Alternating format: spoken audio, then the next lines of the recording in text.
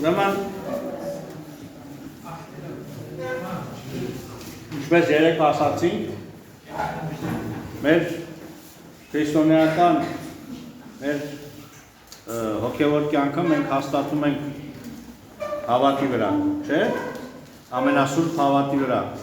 ոնց որ կարդացինք Հուդայի թղթից։ Կստացի գիտեք Հուդան ով եղել է։ Ինչ առաքել է։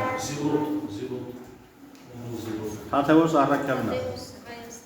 Թաթևոս Հայաստան եկած առաքելն է Հուդա։ Թաթևոս առաքելն է։ Հուդա առաքելը որ կա։ Հա,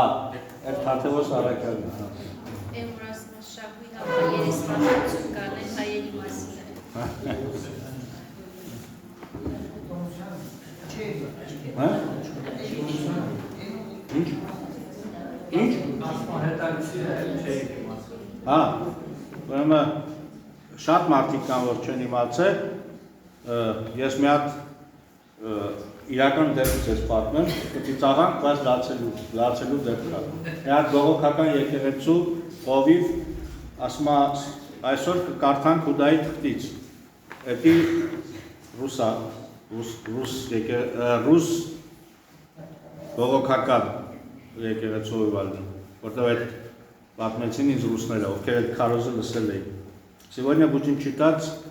послание апостола Иуды. Мы все знаем, что апостол Иуда повесился, но перед этим он успел написать послание.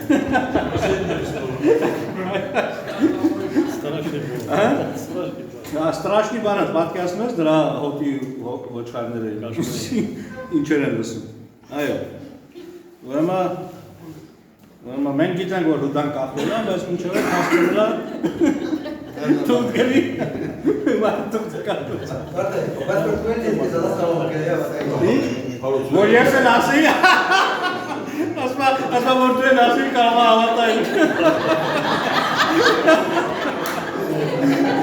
Լավ է։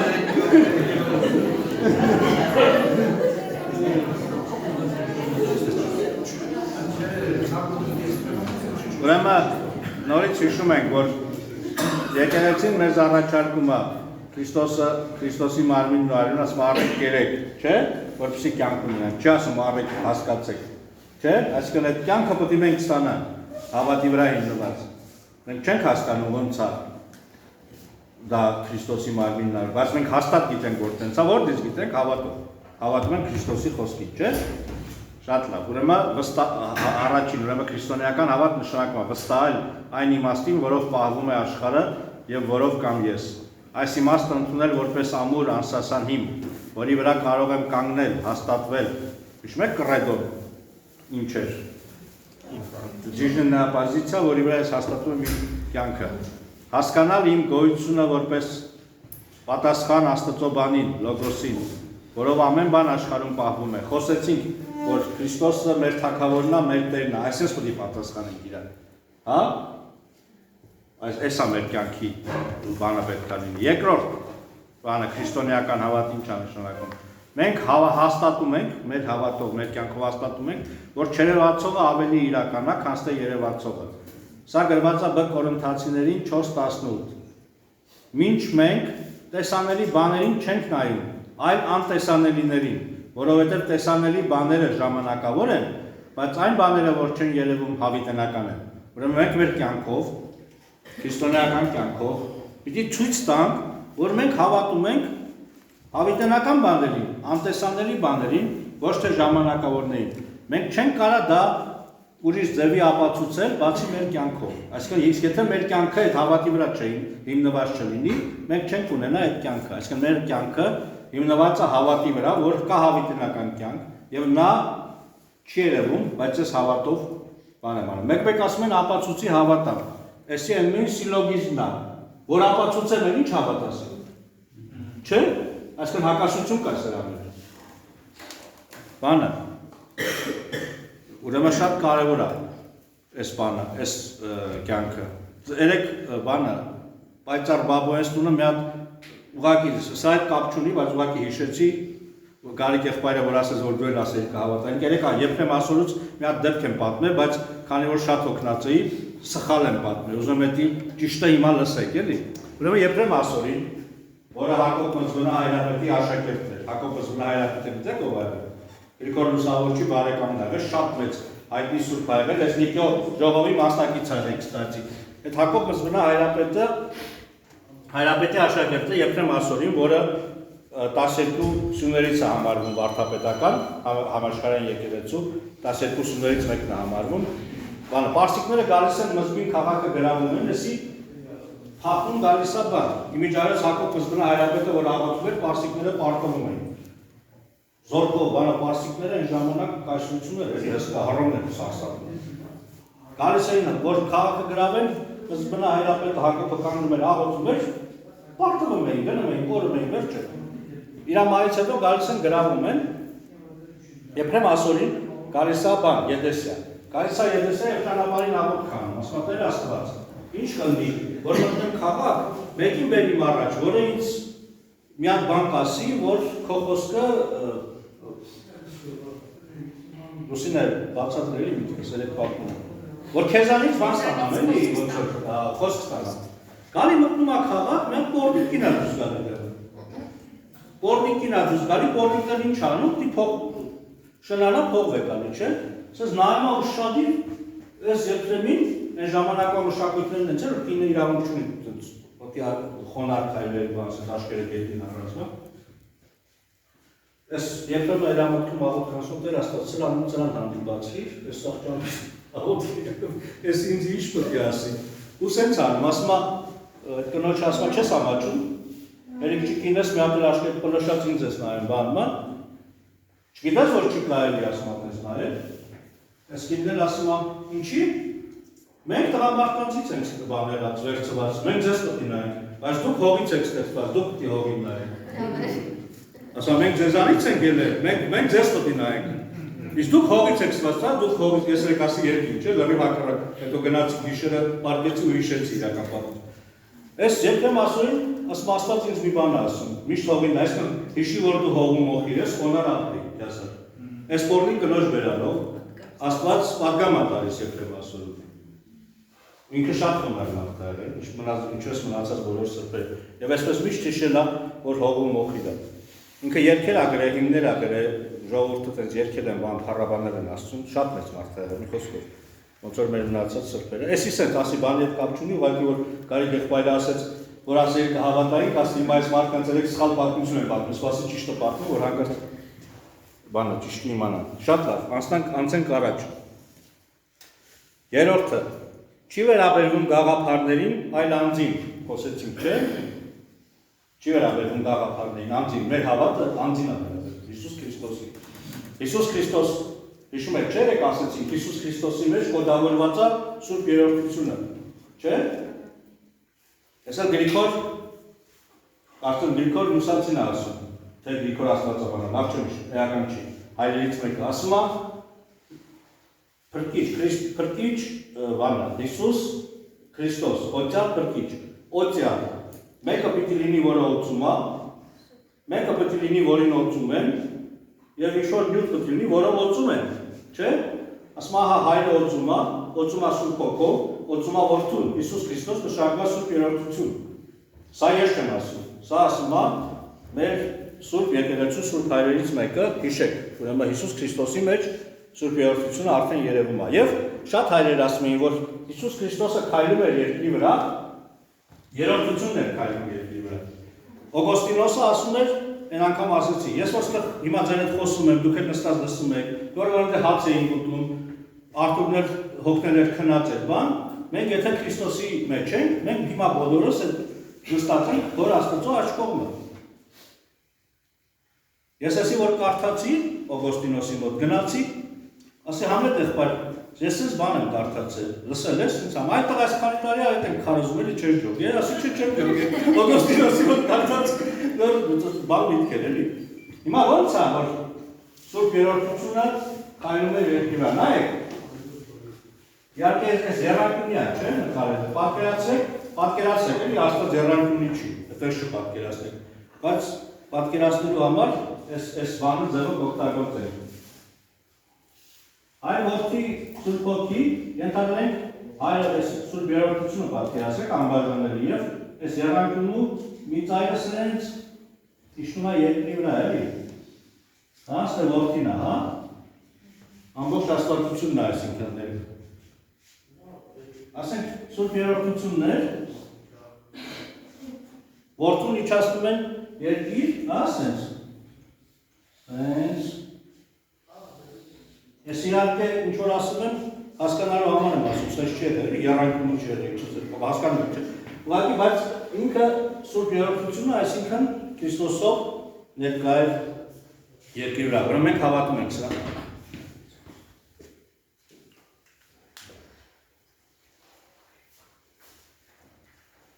Եվ Քրիստոսի միջոցով, որ Աստված մարդկությանը բարձրացնում է դեպի իրան։ Հոգևոր իմաստով ասում են սա, ասում են ամուսնություն։ Ասում է Պողոս առաքյալը մեկ մարմին եղան, սա խոսում է, ես խորհուրդը շատ մեծ ասում է, չէ, բայց ես խոսում եմ Քրիստոսի եւ եկեղեցու հետ կապված, այսինքն եկեղեցի Քրիստոսի մարմինը դառնում է Քրիստոսի հարսը եւ Աստված այսպես մարդկությանը կամ ինչ որ մեկին մարդուն ամուսնացնում է ուրեմն Քրիստոսի հետ։ Սա գրված է Եփեսացիներին 22-23 տներում, էսի 100 անգամ լսել ենք, կարդացել ենք, չեմ կարդալ, որտեղ ժամանակ ունենք, բայց մի քանի բան կկարդամ ձեզ համար եւ այսօր կավարտենք։ Ավարտելուց հետո էլ այն աղջիկը ասում էր, որ Վարդան եղբայրը ինձ թվում է, այդ աղջիկը կասի, որ ինձ թվում է, Վարդան եղբայրը կարևոր բան է հայտնելու, չէ՞։ Շատ լավ, կարդում ենք ուրեմն։ Ինչ եմ ուզում ձեզ համար կարդամ, սիրելիներ։ Ինչ դառավ Հիսուս Քրիստոսը մեզ համար։ Մենք ասում ենք մարդկացավ, մարդ դառավ, այո, բայց նաև տեսնենք Աստվածաշնչում ինչ է գրած։ Ինչ դարձավ Քրիստոսը մեզ համար։ Առաջին բանը, որ ուզում եմ կարդալ, միգուցե դուք ուրիշ բաներ էլ գտնեք, ես 7 բան եմ գտել։ Կարող է 8-րդն էլ գտնեք, 9-րդն էլ, 11-րդն էլ, բայց ասենք սիստեմը, պրինցիպը կհասկանաք, էլի ոնց եմ գտնում։ Նես չէ, որ ես 7-ն է ու վсё։ Բայց ես 7 բան եմ գտել, ստեղ գալուց առաջ, ուզում եմ կարդալ։ Հիսուս Քրիստոսը մեզ համար դարձավ անեծք։ Անեծք։ Աստված անիծ է, չէ՞ աշխարհը։ Ասես փուշ ու տատասկ ուսցնու, չէ՞։ Այդ փուշ ու տատասկը հյուսեցին դրին Քրիստոսի գլխին։ Ինքը այդ անեծքը վերցրեց իր վրա։ Եվ մեր համար դարձավ անեծք։ Զարմանալի է, սա կարդամ լսի, ես չեմ ասում էսի։ Գաղատացիների ուղղված թղթում Պողոս առաքյալը ասում է 3:13։ Կարդամ լսի։ Քրիստոսը մեզ փրկագնեց օրենքի անեծքից, մեզ համար անեծք դառնալով։ Քրիստոսը մեզ փրկագնեց օրենքի անեծքից, մեզ համար անեծք դառնալով։ Որովհետև գրված է թե անիծյալ է նա, որ կախված է փայտից։ Քրիստոսը մեզ համար դարձավ անեծք։ Ուզում հասկանանք մեր Տիրոջ սերը էլի մեր հանդեպ, ինչ արել մեր համար։ Քրիստոսը մեզ համար դարձավ մեղք։ Կարդամ լսենք։ Բ Կորինթացիներին 5:21։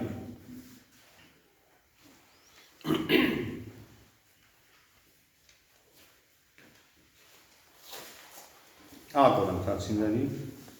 չէ, Բ Կորինթացիներին 5:21 ճիշտ է։ 21։ Որովհետև նրան,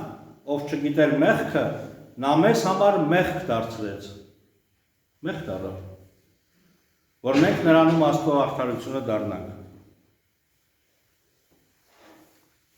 Որովհետև նրան, որ չգիտեր մեղքը, նա մեզ համար մեղք դարձրեց, որ մենք նրանում Աստծո արդարությունը դառնանք։ Մենք որ հասնենք խաղություն եւ ցողություն մեղած, կանցնենք ինչա մեղք։ Կարևոր էլի դասը։ Այս թարգմանությունում գրածա մեղավոր։ Մեր համար մեղավոր դարձավ։ Սխալ թարգմանություն է։ Էսի ճիշտ է։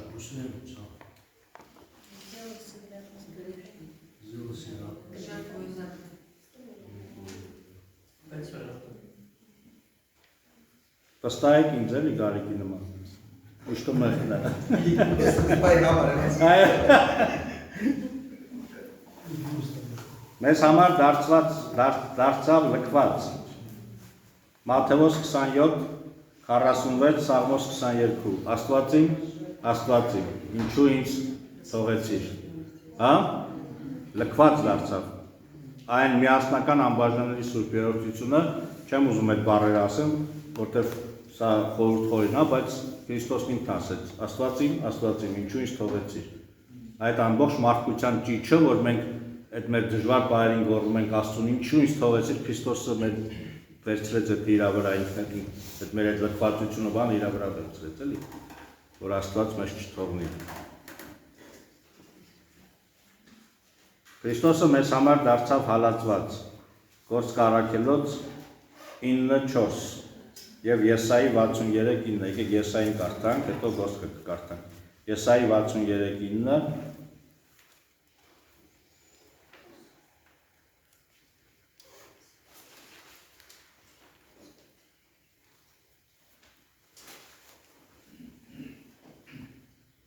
Նրանց բոլոր տառապանքներով տառապում էր, լավ եկեք վերևից կարդամ մի քիչ, քանի որ ասաց, այսինքն Տեր Աստվածը,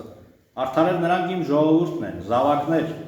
որոնք չեն ստի, եւ նրանց փրկիչը դարձավ, այսի Եսայի մարգարեն ասում, նրանց բոլոր տառապանքներով տառապում էր, եւ նրա ներկայության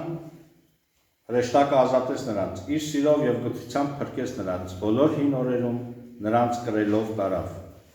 Այսինքն Աստված ասում է, Աստված իր ժողովրդի բոլոր տառապանքներով տառապում էր։ Այսի գրված է Եսայի 63:9-ում, ես Գործք Առաքելոց 9:4-ում այսպեսի բան է ասում։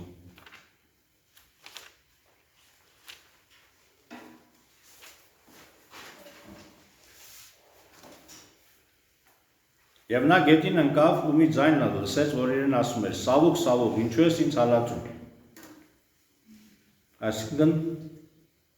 Այսինքն, եթե մեզ հալածում են, Քրիստոսին են հալածում։ Եթե մեզ խփում են, Քրիստոսին են խփում։ Այո, եւ բանը, մի հատ հոգևոր ֆիլմ էին նայում, այս Պրագայի եպիսկոպոսը, որ սովետի ժամանակ իրան շատ էին չարչարել, բան, ասում մի օր Աստված ինձ հայտնեց, ասեց, ասում ես հասկացա, որ Քրիստոսն է այն փոխարեն չարչարվում։ Այդ որ ինձ չարչարվում է, Քրիստոսն է չարչարվում, որտեղ ես Քրիստոսի մեկ բանն եմ, եւ ասես մասը կարդաց։ Սավուկ ասում է, ինչու ես ինձ հալածում։ Այսինքն եկեղեցուն որ հալածում են, Քրիստոսին անձամբ հալածում են, որտեղ առանց Քրիստոսի եկեղեցի չկա։ Քրիստոսն է եկեղեցի։ Քրիստոսն է քրիստոնեությունը։ Քրիստոսն է մեր ավատ անձի հարցը, ոչ թե գաղափարների։ Մեր քինված բանտարկյալ օտարական։ Այսինքն չեմ կհիշում եք, ասում եմ, մերկեի չարցրեցիք, բանտարկյալների այցելություն չկար, հիվանդեի վերջ հիշում եք, այսինքն Քրիստոսը ասում բա երբ են քեզ տեսել մեր հիվանդ, ասում սրանցից չարեցիք, ինչ արեցիք, կամ ինչ չարեցիք, այսինքն Քրիստոսը մեր համար դառավ բանտարկյալ օտարական, հիշում ես Արտուր Ղոսկեբերյանի խոսքը որ ասում է, որ ասում է ձեր ձիերի սանձերը ոսկի եք դնում բան, Քրիստոսի սոված մեռնում բան փողոցում։ Այդ այսինքն այդ բանը ողորմություն որ չեք տալի, բայց ձեր ձիերի սանձերն եք ոսկի դնում, Քրիստոսին սպանում եք դրանով։ Որտեղ այդ բանը Քրիստոսն է որ ողորմություն է խնդրում։ Ինքն ասում էլի ես եմ այդ։ Այո։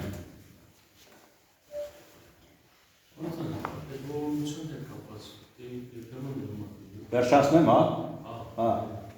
Հաջորդը Քրիստոսը մեր պատճառով դառավ անհնազանդ։ Կարդամ, տեսեք, որ ինչ ասա։ Ա Կորինթացիներին 15:28։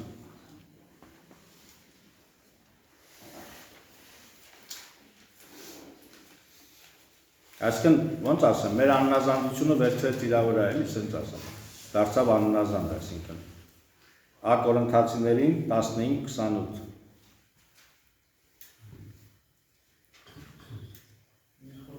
Քանի որ վերջին թշնամին որ պիտի կործանվի մահն է, քանի որ նա ամեն բան ենթարկեցնեց դնելով նրա ոտքերի տակ, բայց երբ ասում է թե ամեն բան ենթարկված է նրան, պարզ է, բացի նրանից, ով ամեն բան ենթարկացրեց նրան։ Այսինքն դեռ Քրիստոսը չի ենթարկվում Աստծուն։ Երբ ամեն ինչ նրան ենթակա դառնա, այն ժամանակ որդին ինքն էլ իրեն պիտի ենթարկի նրան, ով ամեն ինչ ենթարկեց իրեն, որպեսզի Աստված լինի ամեն բանի մեջ։ Ինչ է սա նշանակում։ Քանի ես մեղք եմ գործում, անհնազանդ եմ ասում, Քրիստոսը մայրոն գիտցե, աննազանդը աստծուն։ Մինչև որ բոլորս կհնազանդվենք աստծուն, այդ ժամանակ նոր Քրիստոսը իր եկեղեցին սենց արդեն հնազանդների, աստծուն հնազանդների, աստծուն ենթարկվածների եկեղեցին կվերցնի եւ ինքն էլ արդեն ինքը կդառնա, քանի ինչ որ մեկը կա մի քրիստոնյա, որը հնազանդ չի աստծուն, հայր աստծուն, Քրիստոսը այդ մեղքը վերցնում է իր վրա, էլի։ Ինքն է դառնում անհնազանդ։ Մենք մեր մեղքերով Քրիստոսին պոկում ենք հայր աստծուն, անհնազանդ ենք սարքում։ Բայց երբ որ բոլոր եկեղեցին արդեն հնազանդվի իրան, ինքն էլ արդեն կարա հնազանդվի աստծուն, որտեղ էլ մարդ չի լինի, որին պետքա փրկի, էլի։ Բոլորը կանգնեն։ Եվ վերջինը Քրիստոսը դառավ մեր փրկությունը։ Քրիստոսը դարձավ մեր փրկությունը, այս բոլոր բաները անցնելուց հետո։ Սա գրված, դա ամեն տեղ է գրված, բայց ես ձեզ համար կկարդամ Սաղմոս ուրեմն 103-ը։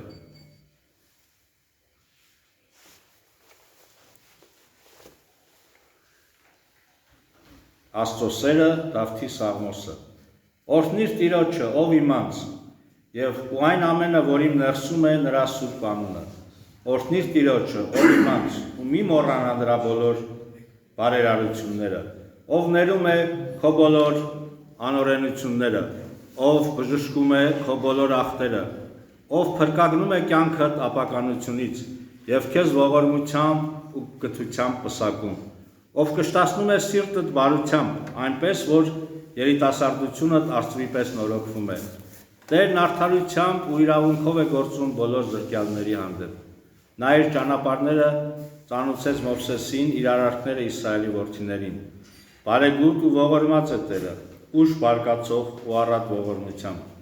Նա միշտ չի հանդիմանի, ոչ էլ հավիտյան ող կպահի։ Նա մեր մեղքերի համեմատ չի վարվել մեզ հետ, ու մեր անօրենությունների համեմատ չի հատուցել մեզ, այլ որքան բարձր է երկինքը երկրից, այնքան մեծ է իր ողորմությունները իրեն վախեցողների վրա։ Որքան արևելքը արևմուտքից հեռու է, այնքան հեռացրել է մեզանից մեր հանցանքները։ Ինչպես որ հայրն է գթում իր որդիներին, այնպես էլ Տերն է գթում իրենից վախեցողներին։ Քանի որ գիտե մեր կազմվածքը, հիշում է, որ մենք հող ենք։ Մարդու օրերը խոտի պես են, նա ծաղկում է ինչպես դաշտի ծաղիկը։ Քամին նրա վրայով անցնելուն պես ոչնչանում է, եւ այլևս դրա տեղը չի ճանաչում դրան։ Բայց Տիրոջ ողորմությունը հավիտյանս հավիտենից իրեն վախեցողների վրա է, եւ նրա արդարությունը որդիների վրա։ Նրանց վրա է, որ պահում են նրա ուխտը, հիշում ու կատարում են նրա պատվիրանները։ Տերն իր գահը երկինքներում հաստատեց, նրա թագավորությունը տիրում է ամենքի վրա։ Օրհնեցեք Տիրոջը, ով նրա հրեշտակներ, որ զորությամբ գերազանցեք, որ նրա խոսքի ձայնը լսելով կատարում եք նրա հրամանները։ Օրհնեցեք Տիրոջը, ով նրա բոլոր զորքեր, նրա կամքը կատարյալ սպասավորողներ։ Օրհնեցեք Տիրոջը, ով նրա բոլոր գործեր, նրա տերության մեջ ամենուրեք։ Օրհնիր Տիրոջը, ով իմանց։ Ամեն։ Այստեղ այս Սաղմոսի մեջ տեսանք, չես որ բոլոր մեղքերը ներում, անօրենությունները ո՞նց է ներում։ Քրիստոսի միջոցով։ Ուրեմն Քրիստոսը մեր փրկությունը եղավ, հա։ Քրիստոսը մեզ համար փրկություն եղավ։ Ահա, հիմա Աշոտ ինչ է հարցեր տալիս դուր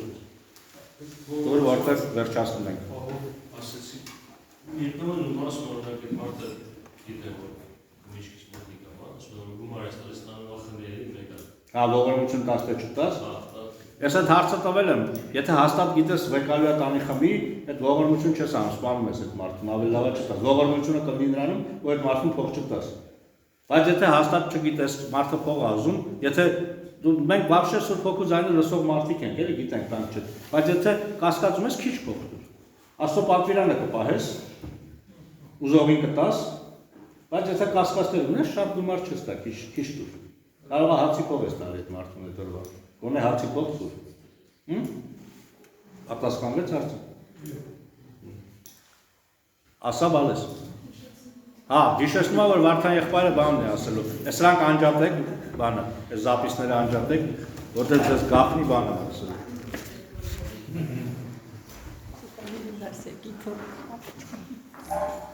Սիրելի քույրեր եւ եղբայրներ,